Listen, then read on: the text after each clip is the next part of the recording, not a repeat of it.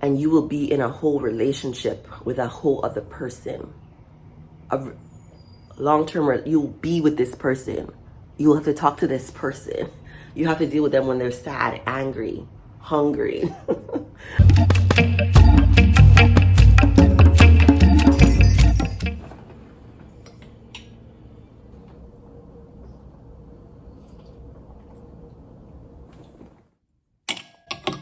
Ooh.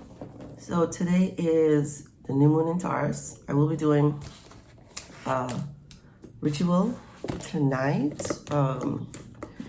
Today I have 4 clients and that I'm gonna make a whole chicken for dinner and relax. It's a real chill day. I suppose most of my days are pretty chill. When you work for yourself, gosh, it like opens up so much freedom. And right now I'm at the point where my last finance video, I think I was like making at least 10K. Most of that was from my salary working for a company. It's basically flipped. I'm still working for the company, but I'm doing it part-time on a contract basis. And so in that way, it feels like extra income. It's quite interesting. It's really been a journey. It's really been a journey, right? The beginning, I think I have a video where I talk about how difficult starting this business was. I was starting this and working on my Spirit Soul Sense website at the same time. It was just a lot. I was just doing a lot. That September is memorable. Today, all the things are in place, and it's flowing like really, really well.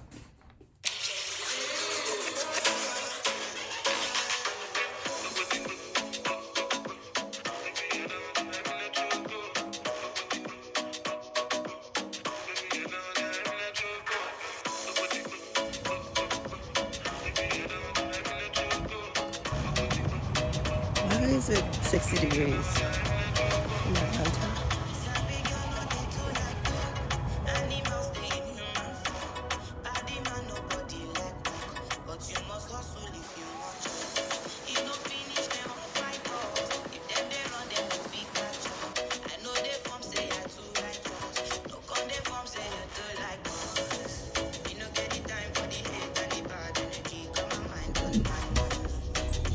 I usually do 4 miles, and it takes me about an hour and 15 minutes.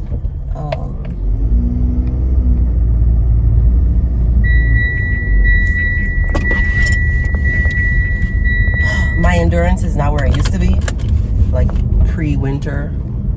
I'm just getting back out. Just getting back to consistency. So I only ran a little bit of it.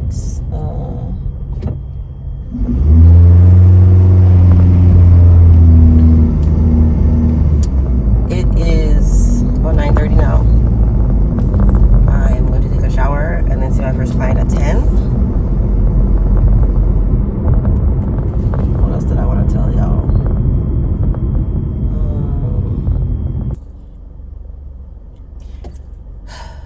I used to get so nauseous and lightheaded, like back when I was a size 0 or 2 when I went running in the morning. But now that we have a body, having a fat to help, I think, make it so that running while fasting is super easy. Breakfast, water for the day. I have 3 minutes. I'm probably gonna eat this. It's vegan, it's like a dip. I'm like obsessed with it. After this client, in between my 10 o'clock and my 11 o'clock, and then I have a break at 1. 1 is when I'll eat lunch. Yeah, 3 minutes. So I am going from 8 clients part-time to 15 clients full-time. I think 15 gets me to like my minimum of how much money, how much income I want for the month. So anything over that would be overtime. So I see 4 or 5 people a day, Wednesday, Thursday, Friday.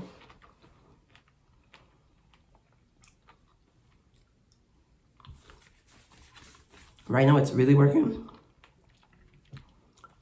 Tuesdays would be my part-time contract work doing psych evals. I mean, right now, like I'm filming this Friday, middle of May, everything is flowing. We'll see. We'll see what comes next. Sometimes I think I'm not doing much in therapy. I'm listening. I'm giving and asking really good questions. But every now and then I get reminded that I know a lot. I'm literally an expert in psychology. I had a client yesterday, and the stuff we were talking about, I put the book back already, but I have to show you all the book because it might help you. I did a book review on it, but I think it would be cool to talk about again. I'll see y'all at lunchtime, I think.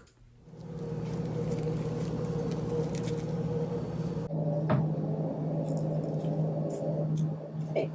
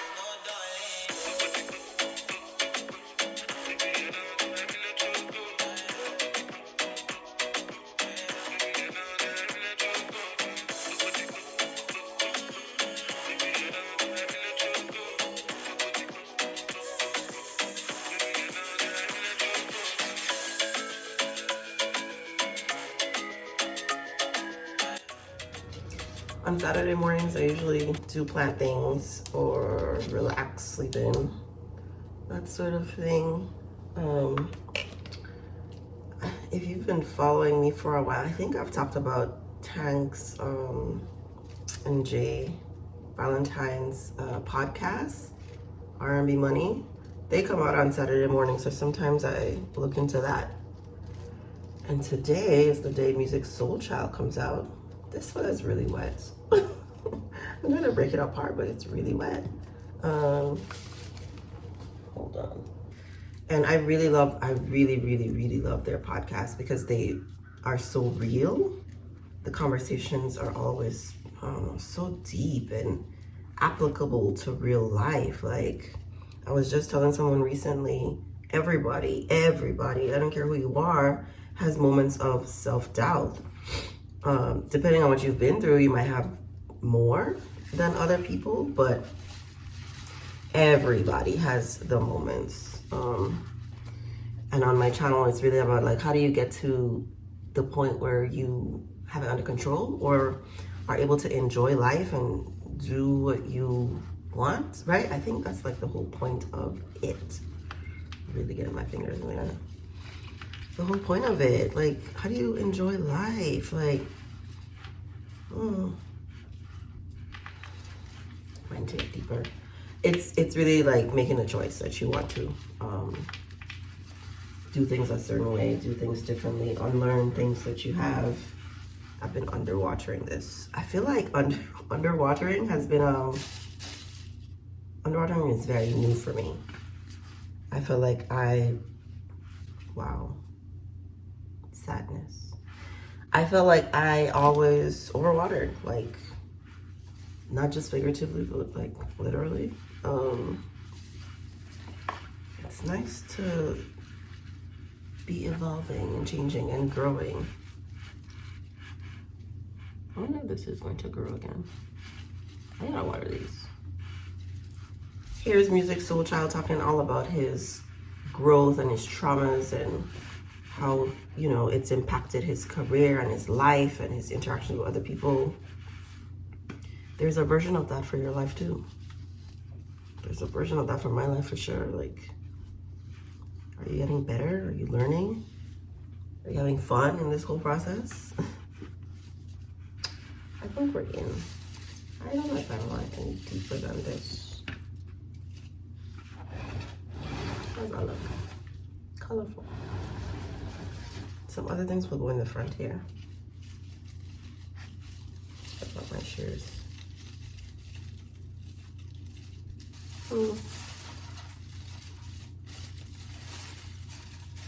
Whatever you're doing, I hope you're having fun on your Saturday. Doing something fun. You better have a hobby. Like, you better be doing something outside of just working.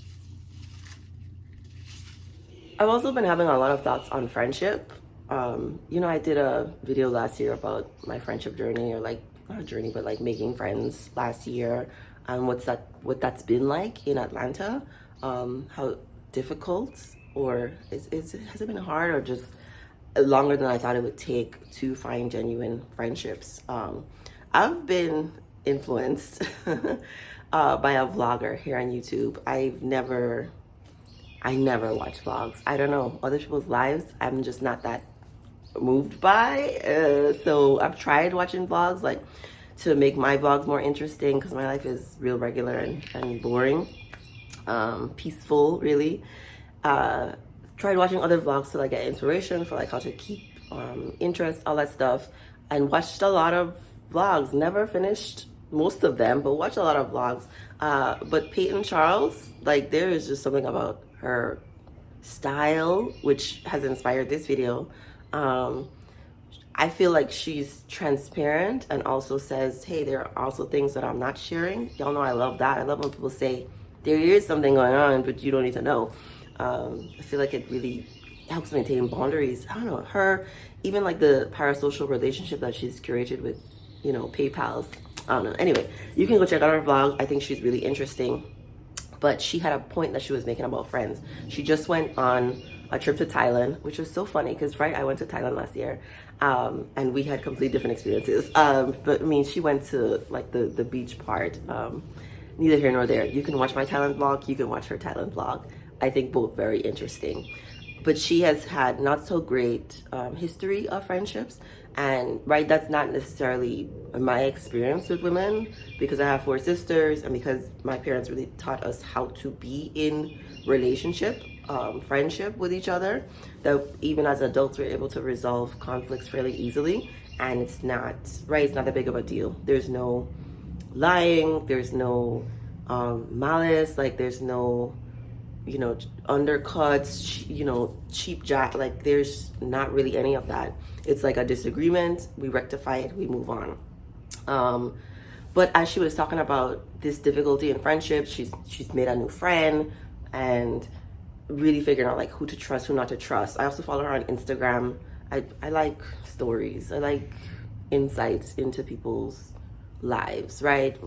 Fostering a sort of intimacy. Anyway, I follow her on Instagram and she was sharing a screenshot of a woman who DM'd her asking her to review a perfume, because she's really big on perfume.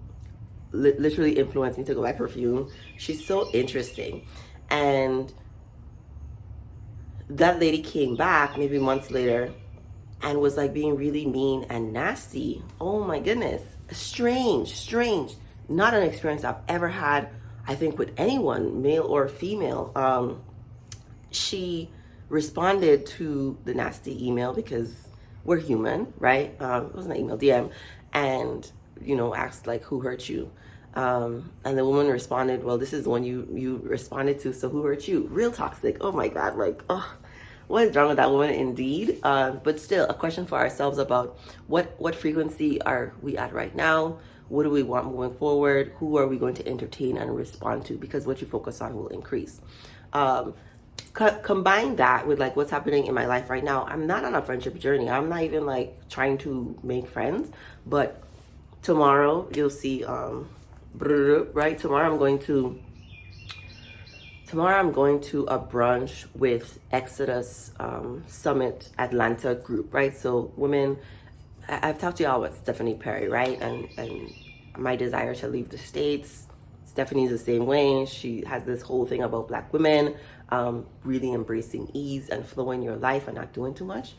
I think Stephanie is doing like God's work. I really think that her effort there is wonderful. She created Exodus Summit to teach and help and inform other people. And so there's a Facebook group that I'm a part of, and then there's like city locations for it. So I've already went to one of their events and it was great. I mean, it was great. I think I exchanged 3 numbers. And I'm not in contact with any of those women right now.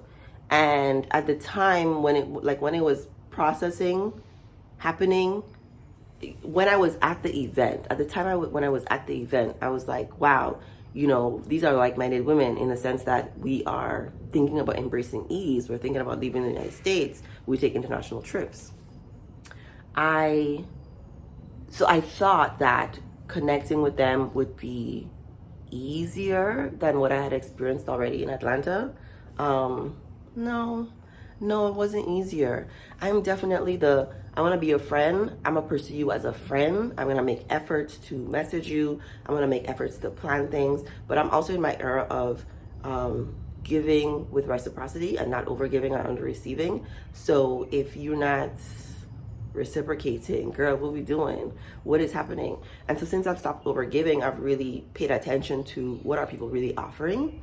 And one young lady was messaging me and then stopping up until the point where we're planning something. So I think the first thing was my idea. We went, right? The next thing, I'm like, I have this tendency to commit to people. Like, I'm all in, girl. You cool, we cool. Like, let's have fun. But I have to let people show me how much they want to give, which has been really a journey for me. And now I'm like expanding that to like all areas of my life. Like I was talking about underwatering my plants. I'm just pulling back and reflecting on what I give and what I receive. So in that sense, friendship with women, I think it's such an interesting thing. Because I heard somebody else say, we're not necessarily teaching women about emotional intelligence like directly either. And more, the longer I stay in Atlanta, the more I want to leave. Not necessarily, but the more I realize, like, it feels even more real that people are in pain, that people don't know how to be friends, that people don't really know themselves, that people think the answers are out there, that people think if I travel here, if I live here, if I do this thing, or if I have this job, if I have this amount of money, that will fix things for them, when it's really like an internal work. It's internal work. It's an internal journey, and all the answers are inside you. Literally what I tell my clients, like, I'm a guide here. You have all the answers. I'm gonna help you process it. I'm gonna help you develop coping skills, but like it's all in you. Speaking of my clients, I forgot I was going to show y'all this book, Cupid's Poison Arrow. I don't consider myself a sex therapist, but I know a lot about sex and sexuality, and so it's like one of my subspecialties. If I'm a specialist at anything, it's really trauma. But this book, I think, is great. I think it's great for exploring intimacy with a partner. I know we talk so much and so often about the beginning stages of a relationship, but really the hard part, the effortful part, is in maintaining a long-term relationship. So past 2 years, what are y'all doing? How are y'all problem solving? Oh, come on, book. Come on, book. The next book I'm reading, I share on my Instagram, is Calling in the One. I mean, I've already read this, right? I read this whole thing like 2 years ago. But that book has been on my mind because I recently shared it with a client. And this book, I recently shared with a couple of my friends that I've had it for, when did I get this? I've had it for a few months. I've had it for a few months. Because on my vision board, I think I showed y'all one of my goals is partnership, and the men. This book is helping me fall back in love with myself, right? This life is really about making love to yourself first, so that then you can give, right? Experiencing love is a lot about giving love, then you get it back. I think this lady, this is an old book, but I say old book. This is a book from, she published this book in 2004. So I guess not that old, like almost 20 years old, but not that old in context. Yeah. So it has lots of activities that are really focused on self-love, right? The best relationship advice is personal growth advice. Become the partner that you want, and then you'll get that. That's really, right? That's the only advice I really take. So if somebody's telling me, right, there are definitely practical things, like you have to leave the house. Right? You have to be living life. You have to be doing things. You have to be having fun with life. Like, there are practical things, but there's the strategies that these people have online. I don't even listen to like dating coaches or any of that stuff. The strategies about to get a man or get a rich man. I don't think any of those things, they get a lot of views, but I don't really think they're that helpful. I think people forget that at the end of the day, people are people, and you will be in a whole relationship with a whole other person. Long-term, you'll be with this person. You'll have to talk to this person. You have to deal with them when they're sad, angry, hungry, lonely, upset. Like, you will have to deal with them. Is it worth it just to get someone that has like certain things, on the list? People do what they want, but on this journey of life, my goal is to have fun. Partnership is definitely something in the future for me. I know it's going to happen. I'm not in a rush. I swear to God, I'm not in a rush. I know my people. I am not in a rush. I am thoroughly enjoying singlehood, doing what I want, going where I want, not having to but like not having to consult or deal with another person and their desires. All right, but I will get to the point where that feels more important, right, than singlehood. And there's no rush. There's no rush. I just had my birthday. There's no rush. I promise you, over here, life is good. So good. So this is my outfit for brunch. Really cute dress. If you care about what I'm wearing, leave a comment and I'll let you know. I think so. Now you may be wondering, Charisse, if these people don't want to be friends, why are you going to hang out with them? The answer is, it's a lot of fun. The conversation is great. I think when people are doing what they want to do, when they want to do it, they are present. They just might not want to do it again with you, just you. And that's okay. I feel like, since I'm not like actively looking for friends, I'm open to it. If there's someone here who I feel like is receptive to me and friendship, I'm definitely open. I'm like always looking for when we want to be friends. But if not, I could still have a wonderful experience eating with good company and conversation with like-minded women who want to get out of the US and like, right, aren't trying to work too hard or aren't workaholics or, like all the things. So I'm actually really excited. I'm looking forward to sharing energy with them and conversation and seeing what the vibe is like in this place. The vibes in this neighborhood is like mid, but one of the things I was working on when I started following Abraham Hicks. One of the things that I was manifesting was easy parking, because the idea of parking, even if I was looking forward to something, the idea of parking would stress me out. Oh my God, I would just be like, I have to look it up, I have to see what's there, and if there's no parking, like, I'm leaving, right? Now, I just set the intention, there's gonna be a perfect parking spot for me wherever I go.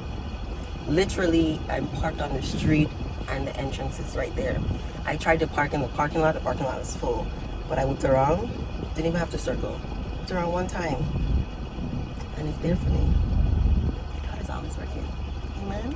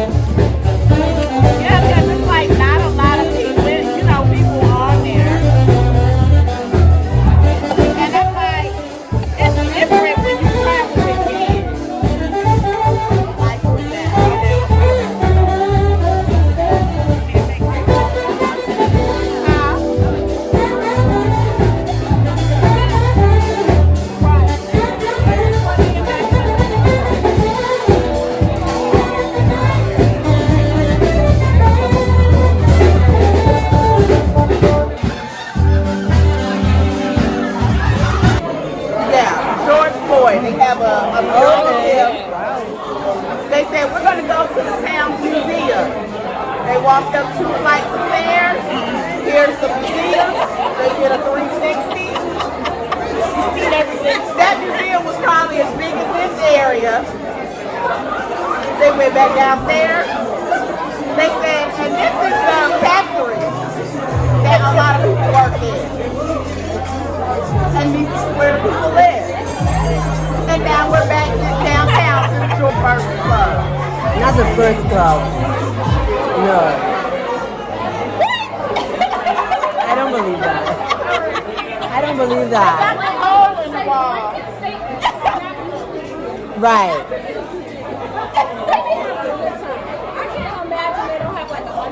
I agree. Maybe the first upscale club? Official upscale club. With section. And bottle service. I can see that. I don't know. I was all excited. Yeah, that sounds great. Have you seen a day in the life in Kenya? I have not. I've seen people in Kenya and what they do, and I mean, it's very built up. And then I want to do some time in Mombasa. Okay. So, yeah.